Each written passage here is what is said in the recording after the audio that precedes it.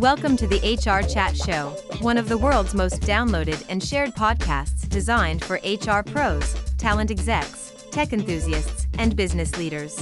For hundreds more episodes and what's new in the world of work, subscribe to the show, follow us on social media, and visit hrgazette.com. Welcome to another episode of the HR Chat Show. I'm your host today, Bill Banham.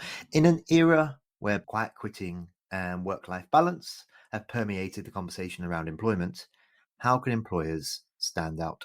The World Day of Happiness, celebrated back on March 20th by the United Nations, recognizes happiness as a universal goal and calls for a more inclusive and balanced approach to economic growth that promotes the happiness and well-being of all people. The implementation of a shorter work week is the most equitable way to strive towards this universal goal of balance and happiness.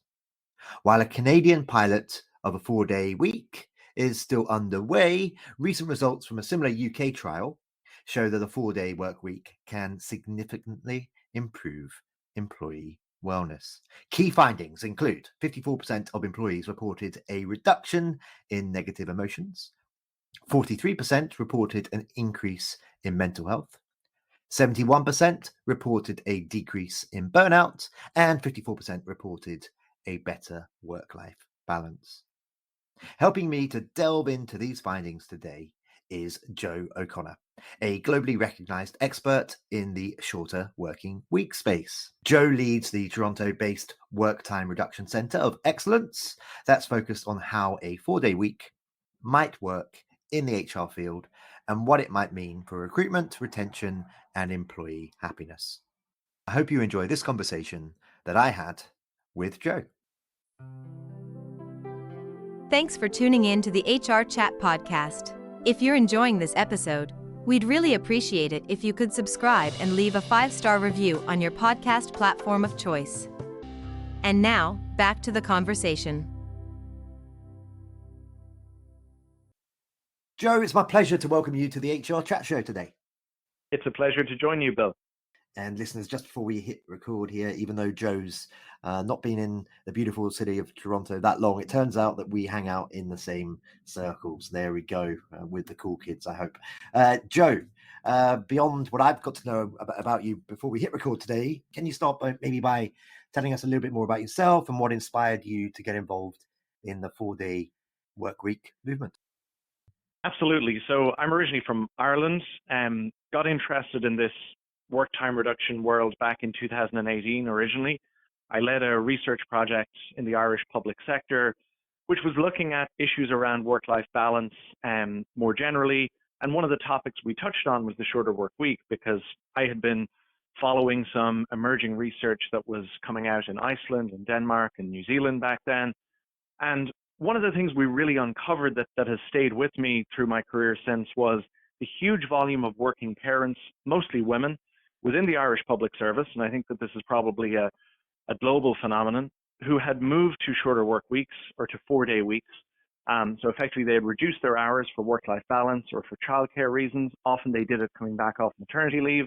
And they had done it for a reduction in pay, but often their experience was that their responsibilities in the job, their expectations in the job, and the output that they were producing was actually the same. So that told me two things. It told me that moving to shorter work weeks can really fundamentally help address the gender equality problems that we have in very many organizations. But also, number two, that this idea of Parkinson's law, this idea that a task will expand to fill the time that's available for its completion, holds true in very many modern organizations. Okay, before we go any further, point of clarity for me and for the listeners, I guess. When we talk about a 4-day work week, are we talking about a week of work that consists of less hours than a 5-day work week, if that makes sense? Or actually, are we talking about, in many instances, folks working, say, 10 hours a day instead of 8 hours a day, so they're still getting in the same number of hours, Joe? I think that's important just to clarify that before we go any further. I think it's important to differentiate between the compressed hour working model, where effectively you're restructuring the same number of hours into a shorter number of days, and the work that we do at the Work Time Reduction Centre of Excellence, and that the global trials that I was involved in at 4-Day Week Global consisted of, which was reduced hour working for the same pay but with a commitment to delivering the same level of output and the same level of productivity. This is something that for a lot of people, it feels counterintuitive. How are these organizations reporting that they're maintaining or improving output while reducing the number of hours that people are working? I think the answer to that is that this is not just about changing the number of hours that people work, but it's about fundamentally changing the way that people work. And the reason organizations have often been successful with shorter work week models is that they use the offer of a 4-day week as a forcing function to streamline their operations, to improve their processes, and to change their work practices.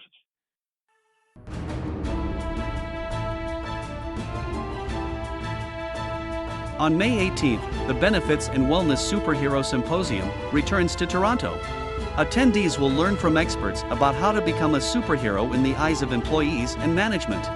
The evening event is presented by Thorpe Benefits and proudly supported by HR Gazette.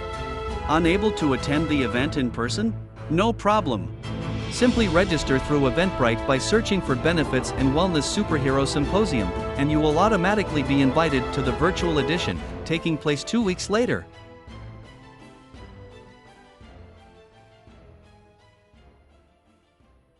This is really interesting stuff, isn't it? Because we're not saying that before when people were doing a 5-day week, listeners, they were perhaps not working as hard as they could. It's really about maximizing the time, I think, and treating it more as a commodity, your time as a commodity, as Joe mentioned just a moment ago. But what do I know? I'm not the expert. Let's continue through. Joe, what are some of the key benefits to a shorter work week? And I'm going to challenge you to answer that question in 60 seconds or less. Go. Sure. So the obvious benefit for employees is that there's a lot of research that shows very statistically significant improvements in employee well-being and reductions in employee burnout. I think for businesses, this can help make your business more efficient and more productive. But the key benefit that's really attracted a lot of leaders and organizations to this is recruitment and retention. And this is something where if you can pull this off in your business without compromising productivity or performance, you give yourself a very significant competitive advantage when it comes to retaining and attracting the best talent.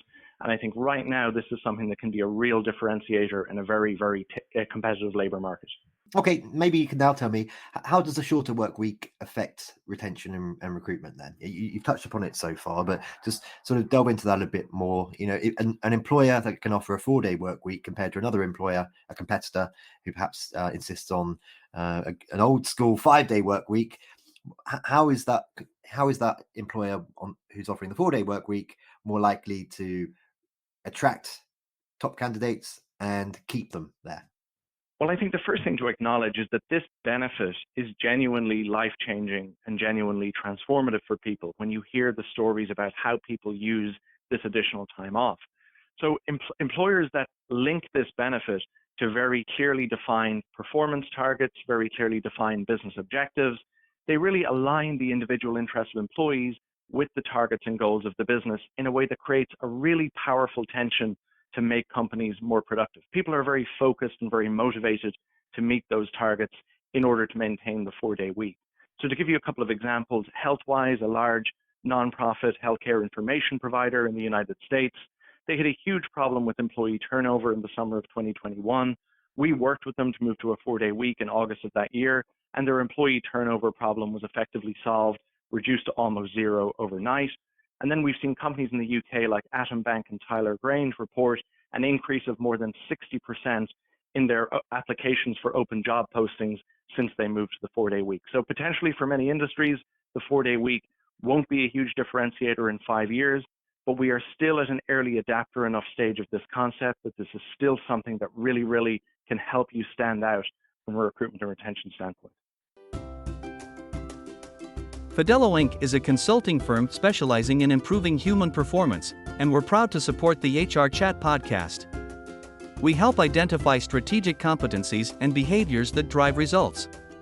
Our team offers an HR web software to manage systems, reports, and data for HR people that need the best insights to make the right decisions and achieve better results.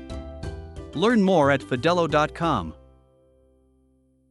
Okay, so as I mentioned in my intro, this has been a huge success over in the UK, and Canada seems to be embracing ideas around the 4-day work week as well. And by the way, I think it's a fabulous idea if folks can make it work. But what are some of the key obstacles, Joe, to the 4-day work week that you've seen that specifically HR pros might encounter, and how can we best overcome them? Well, I think one question is around culture. The kinds of organizations that are best positioned to make this work are those companies who already have a very strong, positive culture, that already have a culture of trust and of partnership between leaders, managers, and employees, because this very much relies upon a bottom-up process where employees are really empowered to redesign their work and to change their ways of working in order to accommodate the 4-day week schedule. The other challenges tend to be around processes, around operations, really the logistics about, for some businesses, particularly where they've got customer service or customer-facing roles. This is generally about not offering everyone a universal day off, but actually about designing rosters and schedules that can allow you to maintain service coverage through the work week. So some of the work that we do at the Work Time Reduction Center of Excellence is we work with companies on a diagnostic process, which looks at, number one, how ready are they for a shorter work week? Number two, what might the issues and challenges to adoption be? And we help them design a planning process really around addressing those issues in advance of starting the trial. And then thirdly, what are the pros and cons of the different models of work time reduction? Okay, let's challenge you again then in 1 minute or less. What's your hope for the future of the shorter work week movement? Well, my strong belief is that within the next decade, the 4-day week is going to become the new normal. I think that in most organizations and industries where the 5-day 9 to 5 is the current standard expectation, that this is going to be dislodged over time by the 4-day week. This is going to start with competitive pressures around companies adopting this and others within that industry really being forced to follow in order to keep up. I think there will need to be lots of other different versions and variations of work time reduction within certain industries that currently don't work a standard 5-day work week. But I think that we have the productive capacity and the technological tools to start working shorter and to start working smarter. Joe, I like you. And so I'm sad to tell you that we're already coming towards the end of this particular interview, sir. But before we wrap up, 2 more questions for you. The next one, let's make sure that we're leaving our listeners today with some practical takeaways, some practical examples if possible. What are some things that HR pros can implement today, such as training, tools, and technology to make a shorter work week a reality? Well, I think the kinds of things that we see organizations often attacking in order to accommodate shorter work weeks are things like overlong and unnecessary meetings, distractions and interruptions in the workday, making better use of technology, maybe using it more mindfully or automating certain tasks, and really taking a cold, hard look at process improvement and operational excellence. These are the things that really, if you do that hard yards and that heavy lifting as part of the planning process and in advance of introducing the policy, you really set yourself up for a much more seamless, successful transition. Okay, and just finally for today, Joe, how can our listeners connect with you? So maybe that's through LinkedIn, email address, maybe you're super modern and cool and all over Instagram and Twitter and places. And of course, how can they learn more about all the cool work happening over at Work Time Reduction Center of Excellence? Sure, they can find me on LinkedIn or Twitter. They can find the Work Time Reduction Center of Excellence on LinkedIn or Twitter. And then if they go to our website, worktimereduction.com, they can connect with an expert for a free consultation call to discuss how work time reduction might work for their business. And they can also fill out a free online assessment tool to get them thinking around the right things and the right issues that are important to make this work across different businesses. Perfect. Well, that just leaves me to say, Joe, I've enjoyed this conversation today. Thank you. I will be chasing you up and going for a drink with you very soon when we're both downtown Toronto. But for now, thank you very much for being my guest on this episode of the HR Chat Show. Enjoyed the chat, Bill, and look forward to the pint. And listeners, as always, until next time, happy working. Thanks for listening to the HR Chat Show. If you enjoyed this episode, why not subscribe and listen to some of the hundreds of episodes published by HR Gazette? And remember, for what's new in the world of work, subscribe to the show, follow us on social media, and visit hrgazette.com.